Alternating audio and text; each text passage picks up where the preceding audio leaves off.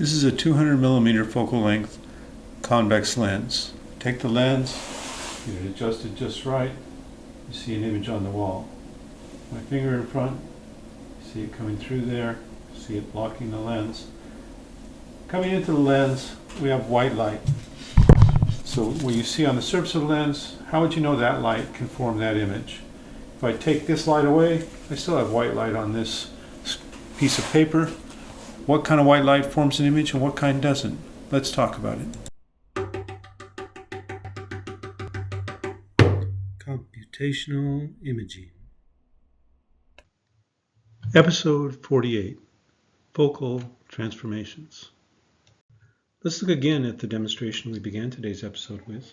Here we have a set of 3 LEDs on the right. They go through a lens here in the center, and we see an image of the LEDs over to the left on the wall. So this is really a magical thing the lens is doing, that the white light that we saw in the introduction is hitting the lens, and somehow that white light is transformed into this image.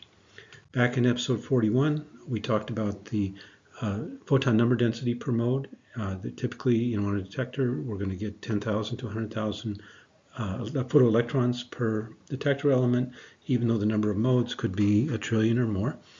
And so the number density, the number of photons per mode, is like 1 in a million. So a very, very small number density. There's really no way for us to coherently detect that light.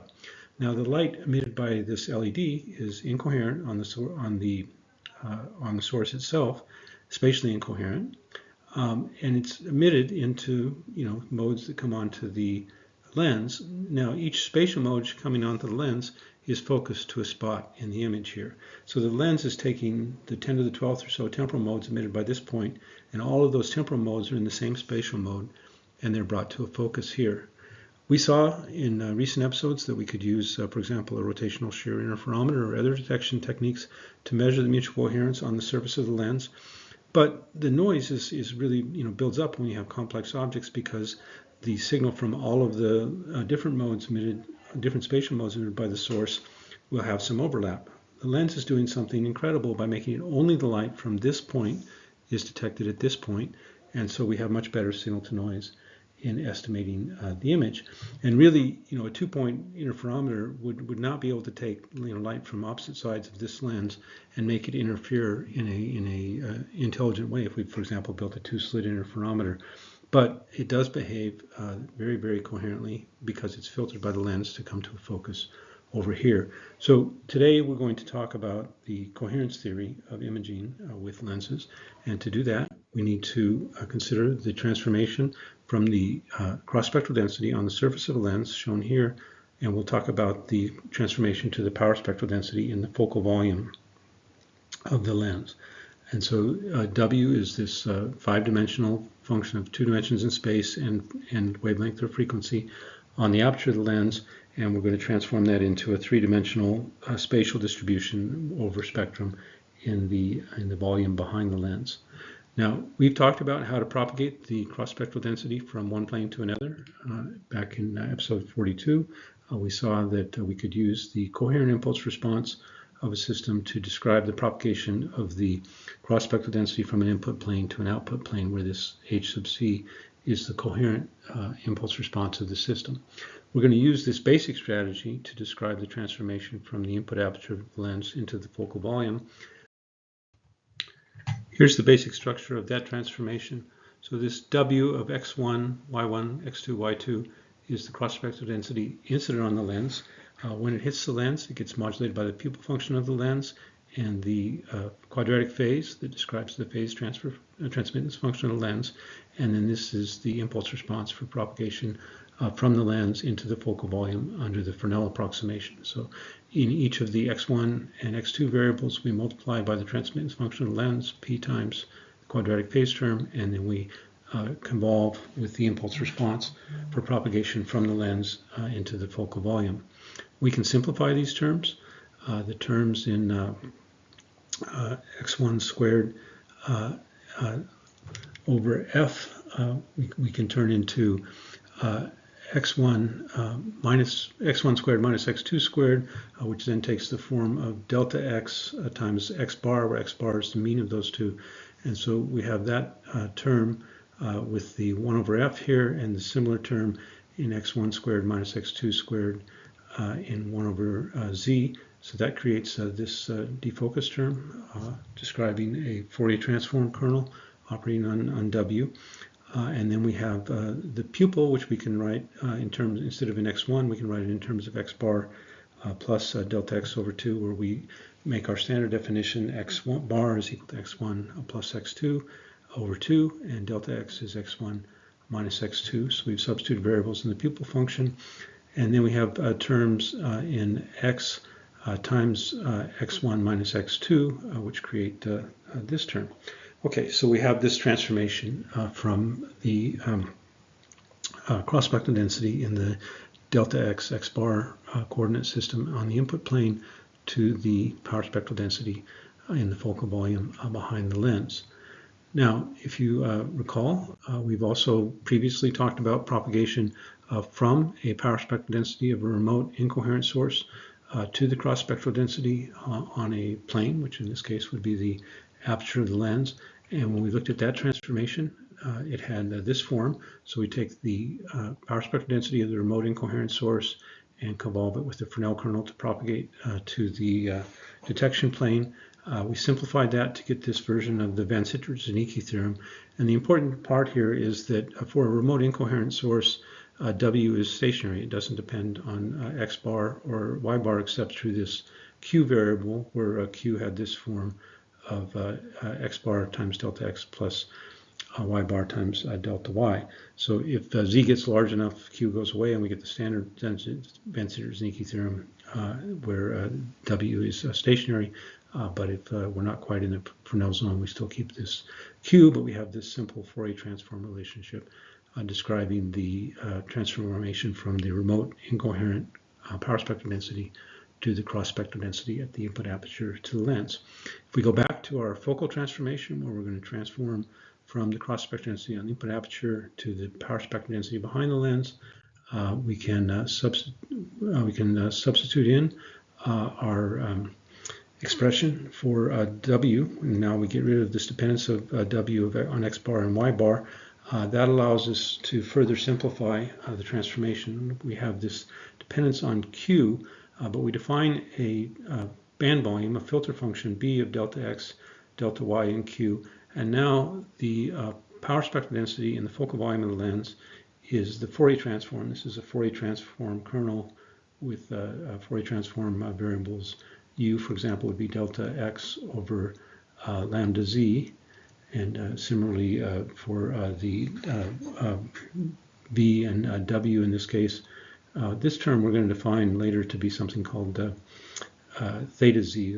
Basically, this 1 minus Z over F is our Z variable, and our W is going to be Q over lambda Z, basically.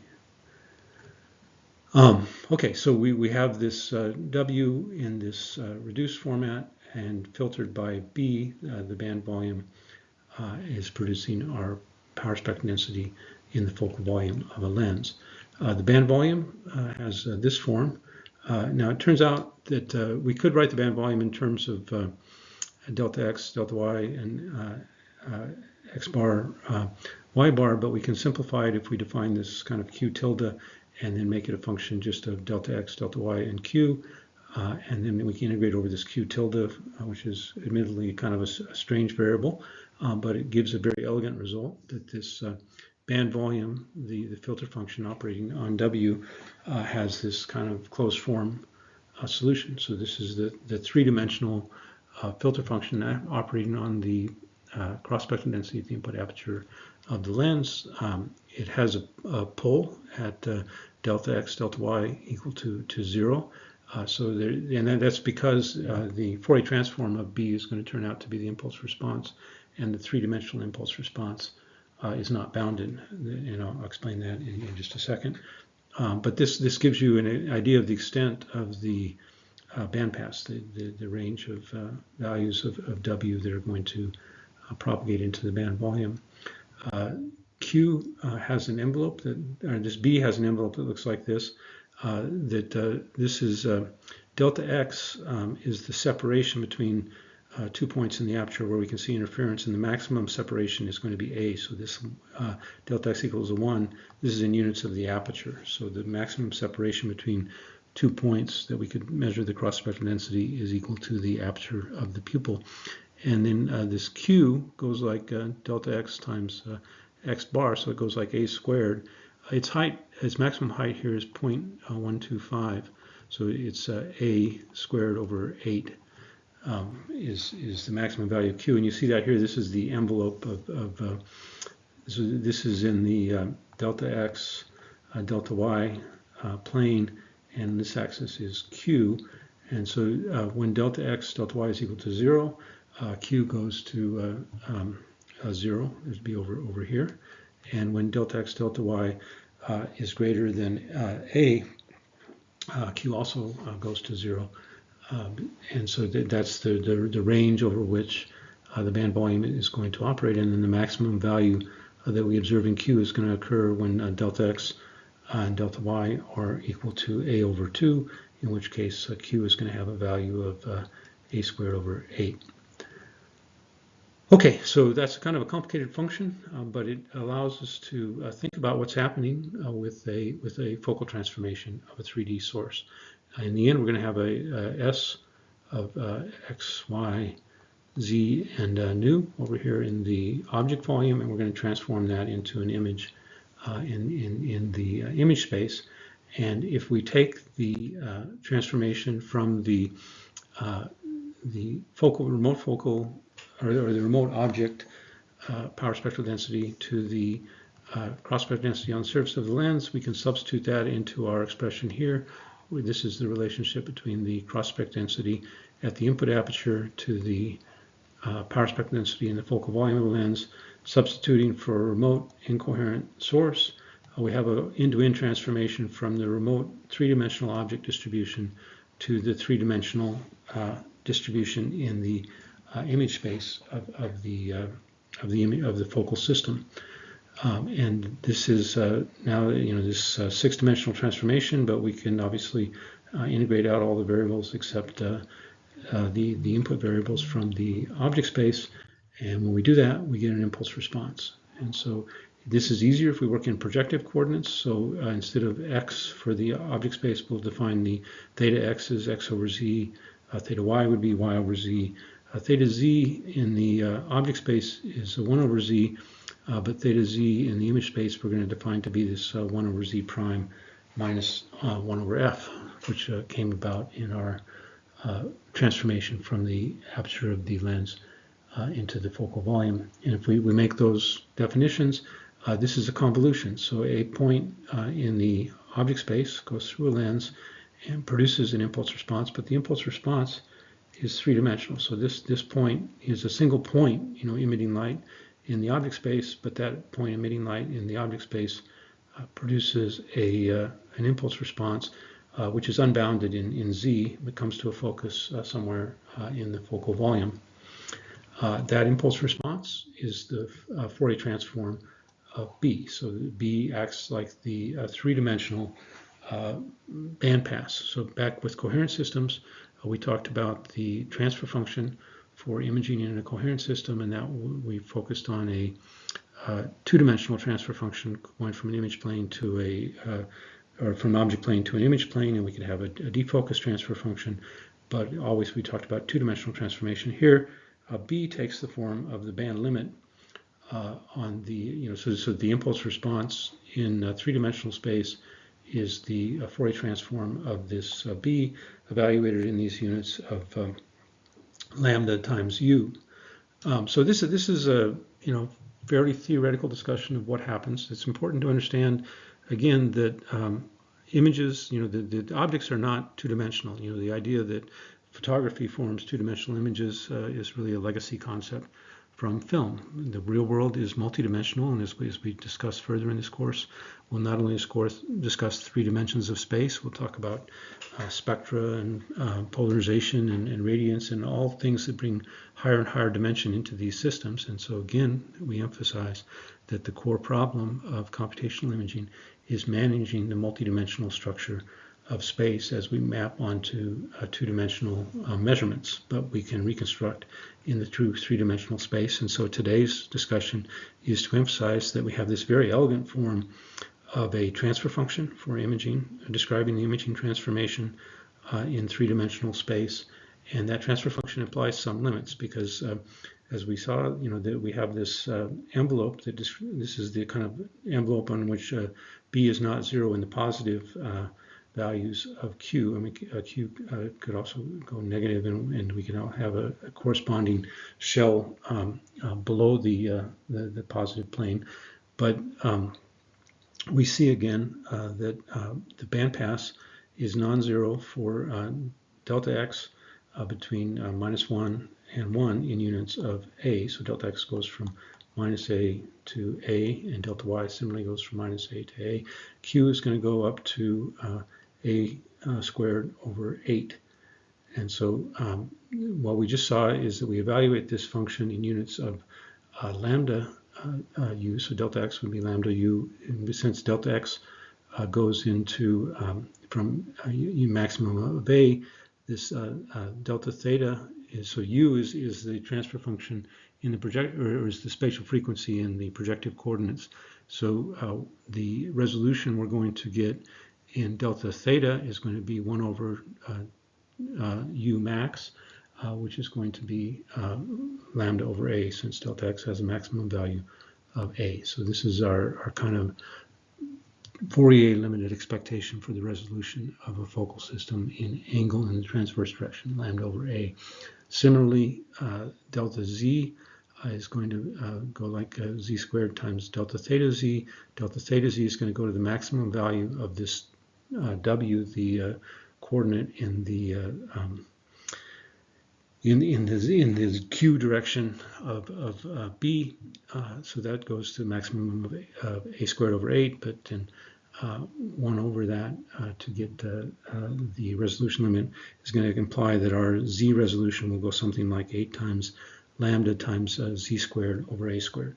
So if we have a range of let's say 1 meter and a aperture of 10 centimeters, z squared over a would be 100, and so we would expect our z resolution to be somewhere around a millimeter, so like 800 lambda, or if lambda was 0.5, it might go down to half a millimeter of z resolution. Of course, as z gets bigger, that resolution will be degraded in the square of z. So if we went to 100 meters, our resolution would be 10,000 times worse, which implies that we quickly run out of z resolution in these focal systems. Anyways, this is an introduction to the three-dimensional form of the impulse response of a focal imaging system. Next time, we're going to talk about traditional focal imaging systems. We'll go back to talking about two-dimensional images. The kind of defining feature of modern optics is the understanding of this curve. Here you see this diffraction limit. Here's this lens design software. This black line is shown as the diffraction limit, and that's always, so this is a modulation transfer function. This is the transfer is a function of spatial frequency for a lens, and you always see this characteristic form for the modulation transfer function. We're going to derive that in our next episode.